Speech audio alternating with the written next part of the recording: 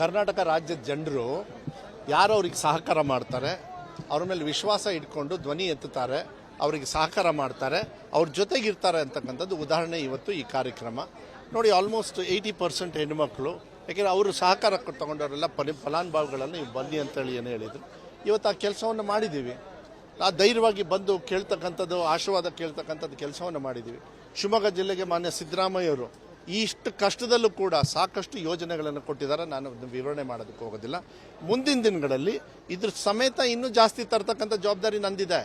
ಘೋಷಣೆ ಮಾಡಿರೋದು ಸ್ವಲ್ಪ, ಇನ್ನೂ ಸಾಕಷ್ಟು ಬರ್ತಕ್ಕಂಥದ್ದು ವಿಶ್ವಾಸ ನೀವು ಇಟ್ಕೊಳ್ಳಿ.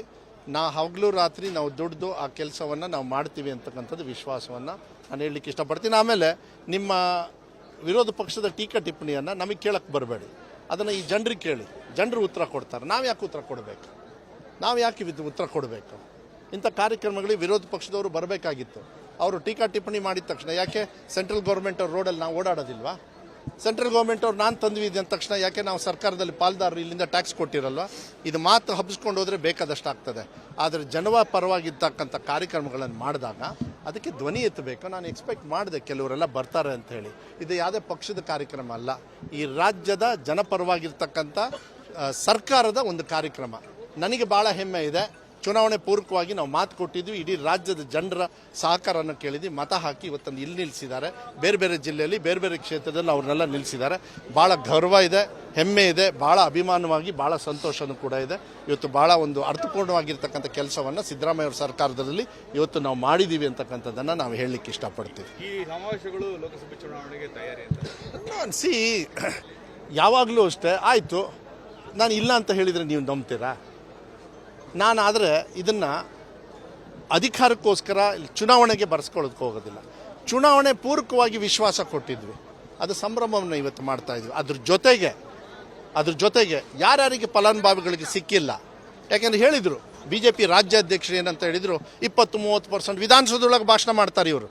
20-30% ಜನರಿಗೂ ಸೇರಿಲ್ಲ, ಅದು ಭಾಳ ಕಷ್ಟ. ಅದರೊಳಗೆ ಕಮಿಷನ್ ತಿಂತಾರೆ. ಏನು ಕಮಿಷನ್ ಎತ್ತಲಿಸಿದಲ್ಲ ಕೈ? ಯಾವನಾರು ಕಮಿಷನ್ ಕೊಟ್ಟಿರೋರು ಕೈ ಎತ್ತರಿ ಅಂತೇಳಿ ಧೈರ್ಯವಾಗಿ ಬರಬೇಕಾಗಿತ್ತು.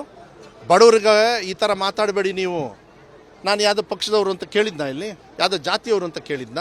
ನಾವು ಕೊಡೋದು ಯಾರಿಗೆ? ಎಲ್ಲರಿಗೂ ಕೊಡ್ತೀವಿ. 20-30% ಅಂತ ಹೇಳ್ತಾರೆ. ನಿಮ್ಮ 20 ಕೋಟಿ ತಿಂಗಳ ಬರ್ತಾ ಇದೆ ಈ ಶಿಕಾರಿಪುರಕ್ಕೆ. ಇಡೀ ಜಿಲ್ಲೆಗೆ ಎಷ್ಟಾಯ್ತು ರೀ? ಅದೇನು ಸ್ವಲ್ಪ ಹಣನ? 36,000 ಕೋಟಿ ಈ ವರ್ಷಕ್ಕೆ ಮೀಸಲಾಗಿಟ್ಟಿದ್ದಾರೆ. ಅದನ್ನು ಭಾಳ ಅದ್ಭುತವಾಗಿ ಹೆಮ್ಮೆಯಿಂದ ನಾವು ಹೇಳ್ಕೊಳ್ಳಿಕ್ಕೆ ಇಷ್ಟಪಡ್ತೀವಿ. ಇದನ್ನು ಯಾರ್ಯಾರು ಕಂಡಮ್ ಮಾಡ್ತಾರೆ ವಿರೋಧ ಪಕ್ಷದವರು, ನಾನು ಹೇಳ್ತೀನಿ ಅವರೇ ಕಂಡಮ್ ಆಗೋಗ್ಬಿಡ್ತಾರೆ. ಇವತ್ತು ನೀವು ಬಾಯಿ ಮುಚ್ಕೊಂಡಿದ್ದಷ್ಟು ನಿಮಗೆ ಶ್ರೇಯಸ್ಸು ಈ ವಿಚಾರದ ಬಗ್ಗೆ. ಯಾಕೆಂದರೆ ನಾವು ಇವತ್ತು ಸಂಭ್ರಮ ಮಾಡ್ತಾ ಇಲ್ಲ, ಅವರಿಗೆ ಸಹಕಾರ ಮಾಡೋದಕ್ಕೆ ಬೂತ್ ಕೊಟ್ಟಿದ್ದೀವಿ. ಕ್ಯೂ ಅಲ್ಲಿ ನಿಂತ್ಕೊಂಡಿದ್ದಾರೆ. ಅಂದರೆ ಎಷ್ಟು ಪರ್ಸೆಂಟು? ಹಾರ್ಡ್ಲಿ 56,000. ಅದರೊಳಗೆ 400 ಜನರಿ ಅಷ್ಟೇ ಗೃಹಲಕ್ಷ್ಮಿ, 2,000 ಗೃಹಜ್ಯೋತಿ. ಹಾಗಾದ್ರೆ ನಾವು ಭಾಷಣ ಮಾಡಿಬಿಟ್ಟು ಹೋಗ್ಬಿಡ್ಬೋದಾಗಿತ್ತಲ್ಲ. ಯಾಕೆ ಭಾಷಣ ಮಾಡಿ ನಾವೇನು ಹೋಗ್ತಾ ಇಲ್ಲಲ್ಲ? ಜನರಿಗೆ ಧೈರ್ಯವಾಗಿ ಹೇಳ್ತಾ ಇದ್ವಿ. ಆ ಹೆಣ್ಣು ಮಕ್ಕಳ ಮೇಲೆ ಬಂದು ನನಗೆ 2,000 ರೂಪಾಯಿ ಬರ್ತಾ ಇದೆ, 1,500 ರೂಪಾಯಿ ವಯಸ್ಸಾಗಿದ್ದು ಬರ್ತಾ ಇದೆ, ನನ್ನ ಮಗಳು ಡಿಸೇಬಲ್ಡ್, ಅವಳಿಗೆ ಬರ್ತಾ ಇದೆ, 5 kg ಅಕ್ಕಿ ಬರ್ತಾ ಇದೆ, ಅಕೌಂಟಿಗೆ ಇನ್ನೂ 174 ರೂಪಾಯಿ ಬರ್ತಾ ಇಲ್ಲ ಅಂತೇಳಿ. ಸೊ ಇವರು ಹೇಳಿದರು, ತೊಗೊಂಡು ಹೋದ್ರು, ಅಲ್ಲಿ ಕರ್ಕೊಂಡು ಹೋದ್ರು ಬ್ಯಾಂಕಿಗೆ. ಹೋಗೋರು ಮಾಡ್ತಾರೆ ಇಂಥ ಕೆಲಸ. ಇಂಥ ಸಮಾವೇಶಗಳೆಲ್ಲ ಮಾಡಬೇಕು ನಾವು. ನಾನು ಏನು ಕರೆ ಕೊಟ್ಟೆ? ಯಾರ್ಯಾರು ನೀವು ಫಲಾನುಭವಿಗಳಾಗಿದ್ದೀರಿ, ನಿಮ್ಮ ಕರ್ತವ್ಯ ಏನು ಗೊತ್ತಾ? ಇವತ್ತು ಬೇರೆಯವ್ರನ್ನು ಕೂಡ ಫಲಾನುಭವಿಗಳು ಯಾರ್ಯಾರಿಗೆ ಬರಬೇಕು ಅವ್ರಿಗೆ ಕೊಡ್ತಕ್ಕಂಥ ಜವಾಬ್ದಾರಿಯನ್ನು ನೀವು ಮಾಡಬೇಕು ಅಂಥೇಳಿ ನಾನು ಕೂಗನ್ನು ಕೊಟ್ಟೆ. ಯಾಕೆಂದರೆ ಪಕ್ಕದಲ್ಲಿರೋ ಹೆಣ್ಣುಮಕ್ಕಳು ಆ ಮನೆಯಲ್ಲಿ, ಅವ್ರ ಮನೇಲಿ 2,000 ರೂಪಾಯಿ ಬಂದಿಲ್ಲ ಅಂದರೆ ನನ್ನ ವೈಫಲ್ಯ ಆಗ್ತದೆ. ಅದಕ್ಕೆ ನಾನು ಅವ್ರಿಗೆ ಸಹಕಾರ ಬೇಡಿದ್ದೀನಿ. ಯಾಕೆಂದರೆ ಅವ್ರು ಸಹಕಾರ ತೊಗೊಂಡಿದ್ದಾರೆ. ಅವ್ರು ಯಾವ ಪಕ್ಷದವರು ಅಂತ ಕೇಳಬೇಡಿ, ಯಾವ ಜಾತಿಯವರು ಅಂತ ಕೇಳಬೇಡಿ, ಎಷ್ಟು ಮಟ್ಟಿಗೆ ಅವ್ರಿಗೆ ಅರ್ಹತೆ ಇದೆಯಾ ಕೊಡಬೇಕು. ಅದಕ್ಕೆ ಹೇಳ್ತಾ ಇರೋದು, ವಿಶ್ವಾಸ ಇದೆ, ಧೈರ್ಯವಾಗಿ ಇದು. ಆದರೆ ಲೋಕಸಭೆಗೆ ಇದು ಆಗ್ತದಾ? ಒಳ್ಳೆಯದು. ಲೋಕಸಭೆಗೆ ಏನಾಗ್ತದೆ ಅಂದರೆ, ಈ ಸರ್ಕಾರ ನುಡಿದಂತೆ ನಡೆದಿದೆ. ಲೋಕಸಭೆಯಲ್ಲಿ ನುಡಿದಂತೆ ನಡೆದಿರ್ತಕ್ಕಂಥ ಸರ್ಕಾರಕ್ಕೆ ಈ ರಾಜ್ಯದಲ್ಲಿ ಆಶೀರ್ವಾದ ಮಾಡ್ತಾರೆ ಅಂತೇಳಿ ವಿಶ್ವಾಸ ನನಗಿದೆ. ಇಲ್ಲ, ಅದು ಮುಂಚೆಯಿಂದನೇ ಇತ್ತು. ಅದು ಏನೇನು ಅಗ್ರಿಮೆಂಟ್ ಮಾಡ್ಕೊಂಡಿರ್ತಾರೋ ಅದ್ರ ಮೇಲೆ ಆಗ್ತದೆ. ಅದನ್ನೆಲ್ಲ ಕೆಲವರೆಲ್ಲ ವಿರೋಧ ಮಾಡಿದ್ರು, ಅವರೆಲ್ಲ ಮಾತುಕತೆ ಮಾಡಿದ್ದಾರೆ. ಕಾನೂನುಬದ್ಧವಾಗಿ ಏನಾಗುತ್ತೆ ಅದನ್ನು ಮಾಡಬೇಕಾಗ್ತದೆ. ಅದೇನು ಅಂತೇಳಿ ನನಗೆ ಗೊತ್ತಿಲ್ಲ ವೈಯಕ್ತಿಕವಾಗಿ. ಆದರೆ ಜನರು ಏನು ತೀರ್ಮಾನ ಮಾಡ್ತಾರೋ ಅವ್ರ ಜೊತೆಗೆ ಇರ್ತಕ್ಕಂಥದ್ದು. ಅವೆಲ್ಲ they are all administrative issues. ಅದನ್ನು ಅಲ್ಲ, ಅದು ನನಗೆ ಗೊತ್ತಿಲ್ಲ. ಆ ಟೋಲಲ್ಲಿ ಏನೇನಂತ ಈ ರಾಜ್ಯದಲ್ಲಿ ಎಲ್ಲ ಕಡೆನೂ ಇದೆ. ಕಲೆಕ್ಷನ್ ಟೋಲ್ ಯಾರೇ ಮಾಡೋದಾದ್ರೂ ಆ ಥರ PPL ಇತ್ತು ಅಂದರೆ ಕೆಲಸ ಮುಗಿಸಿ ಮಾಡೋದು ಒಳ್ಳೆಯದು. ಕೆಲಸ ಮುಗಿಸದೆ ಮಾಡಿದರೆ ತಪ್ಪಾಗ್ತದೆ. ಅಗ್ರಿಮೆಂಟ್ ಏನಿದೆ ಅದು ನೋಡಬೇಕು. ನನಗೆ ಅದು ಗೊತ್ತಾಗೋದಿಲ್ಲ. ನಾನು ಅಗ್ರಿಮೆಂಟ್ ಬೇಕಾದ್ರೆ ಅದು ತಕ್ಷಣ ನೋಡ್ತೀನಿ. ಶಿಕಾರಿಪುರ ಶಿವಮೊಗ್ಗಕ್ಕೆ ಬೇಡಾಗಿತ್ತು ಇಲ್ಲ, ಬೇಡಾಗಿತ್ತು ಅಂತೇಳಿ ನಾನು ಹೇಳೋದಕ್ಕಾಗೋದಿಲ್ಲ. ಬೇಡಾಗಿತ್ತು ಅಂತ ಹೇಳ್ತೀನಿ, ಜನರು ಕೊಡಬಾರ್ದು ಹಂಗೆ ನೋಡಿದರೆ. ಆದರೆ ಆ ಸೆಂಟ್ರಲ್ ಗೌರ್ಮೆಂಟ್ ಏಡೋ ಈಗ ನ್ಯಾಷನಲ್ ಹೈವೇ ಎಲ್ಲ ಮಾಡಿಬಿಡ್ಲಿ. ಹಂಗಾರೆ ಸೆಂಟ್ರಲ್ ಗೌರ್ಮೆಂಟ್ ಅವರು ಎಲ್ಲ ನ್ಯಾಷನಲ್ ಹೈವೇನೇ ಫ್ರೀ ಮಾಡಿಬಿಡ್ಲಿ. ಮಾಡ್ತಾರಂತ ಮಾಡಲ್ಲ.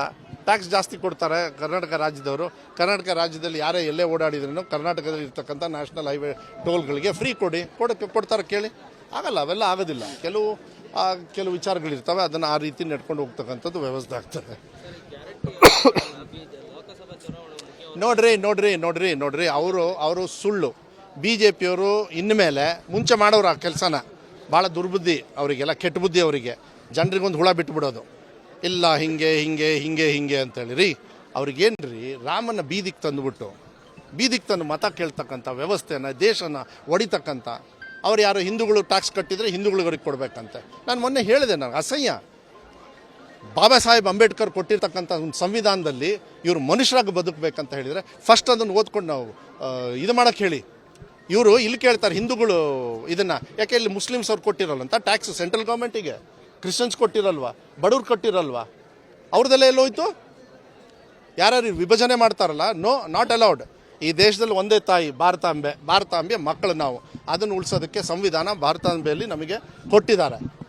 ಯಾರು ಬಾಬಾ ಸಾಹೇಬ್ ಅಂಬೇಡ್ಕರ್ ಅವರು. ಆಮೇಲೆ ಈ ಗ್ಯಾರಂಟಿ ಬಗ್ಗೆ ಯಾರ್ಯಾರು ಇನ್ನು ಹೇಳ್ತಾರಲ್ಲ, ನಾನು ಹೇಳ್ತೇನೆ, ಈ ಡೋಂಗಿ ಹೇಳುಗಳೆಲ್ಲ BJPಯವರು ನಿಲ್ಲಿಸ್ಬೇಕಾಗತ್ತೆ. ಯಾಕಂದರೆ ಜನರು ರೆಡಿ ಇಲ್ಲ ಇನ್ನು. ಆಮೇಲೆ ಇವ್ರು ಹಿಂಗೆ ಹೇಳ್ಕೊಂಡು ಹೋದರೆ ನನಗೆ ಅಸ್ತ್ರ. ಈಗ BJPಯವ್ರಿಗೆ ಇವತ್ತು ಹೇಳ್ತೀನಿ, ನೀವು ಹಿಂಗೆ ಹೇಳ್ಕೊಂಡು ಹೋಗ್ರಿ, ನಾನು ಗ್ಯಾರಂಟಿ ಕೊಟ್ಟು ನಾನು ಮಾತಾಡ್ಕೊಂಡು ಹೋಗ್ತೀನಿ. ನೀವು ಗೆಲ್ತೀರಾ, ನಾ ಗೆಲ್ತೀನ ನೋಡೋಣ. ಸಿದ್ದರಾಮಯ್ಯ ಸರ್ಕಾರ ಗೆಲ್ತಾರೆ, ನೀವು ಗೆಲ್ತಾರ. ಯಾಕೆಂದರೆ ನೀವು ಸುಳ್ಳು ಆಶ್ವಾಸನೆ ಕೊಟ್ಟು ನಿಮ್ಮನ್ನು ಸೋಲಿಸಿದ್ದಾರೆ. 67 ಕೂರ್ಸಾರೆ. ನಿಮಗೆ ಯಾಕೆ ಕೂರ್ಸಾರೆ ಗೊತ್ತಾ? ಯಾಕೆಂದರೆ ಗ್ಯಾರಂಟಿ ನಂಬಿದ್ರು. ನರೇಂದ್ರ ಮೋದಿ ಅವ್ರು ಗ್ಯಾರಂಟಿ ನಂಬಲಿಲ್ಲ. ಅವರು ಸಿದ್ದರಾಮಯ್ಯ ಸಾಹೇಬ್ರದ್ದು, DK ಶಿವಕುಮಾರ್ ಸಾಹೇಬ್ರದ್ದು. ನಾನು ಪ್ರಣಾಳಿಕೆ ಉಪಾಧ್ಯಕ್ಷ ರೀ. ನನಗೆ ಹೆಮ್ಮೆ ಇದೆ. ಊರಲ್ಲಿ ಹೋಗಿ ನಾನು ಮಾತಾಡ್ತೀನಿ, ಮತ ಕೇಳ್ತೀನಿ, ಏನು ಬೇಕಾದ್ರೆ ಮಾಡ್ತೀನಿ, ಜನರ ವಿಶ್ವಾಸ ಕೇಳ್ತೀನಿ. ಡೋಂಗಿ ಸರ್ಕಾರ ಅಲ್ಲ. ಅದಕ್ಕೆ ಹೇಳಿದ್ನಲ್ಲ, 5 ವರ್ಷ ಈ ಸರ್ಕಾರ ಇರುತ್ತೆ, 5 ವರ್ಷ ಈ ಗ್ಯಾರಂಟಿಗಳಿರ್ತವೆ. ಅನುಕ್ಷಣದ ಸುದ್ದಿಗಳಿಗಾಗಿ ವಿಸ್ತಾರ ನ್ಯೂಸ್ ಯೂಟ್ಯೂಬ್ ಚಾನೆಲ್ ಸಬ್ಸ್ಕ್ರೈಬ್ ಮಾಡಿ. ಹೊಸ ಸುದ್ದಿಗಳ ನೋಟಿಫಿಕೇಶನ್ಗಾಗಿ ಬೆಲ್ ಐಕಾನ್ ಕ್ಲಿಕ್ ಮಾಡಿ. ಲೇಟೆಸ್ಟ್ ಅಪ್ಡೇಟ್ಸ್ಗಾಗಿ www.vistaranews.com ವೆಬ್ಸೈಟ್ಗೆ ವಿಸಿಟ್ ಮಾಡಿ. ಅಂಗೈಯಲ್ಲೇ ಜಗತ್ತಿನ ಸುದ್ದಿ ತಿಳಿಯಲು ವಿಸ್ತಾರ ನ್ಯೂಸ್ ಕನ್ನಡ ಆಪ್ ಡೌನ್ಲೋಡ್ ಮಾಡಿ.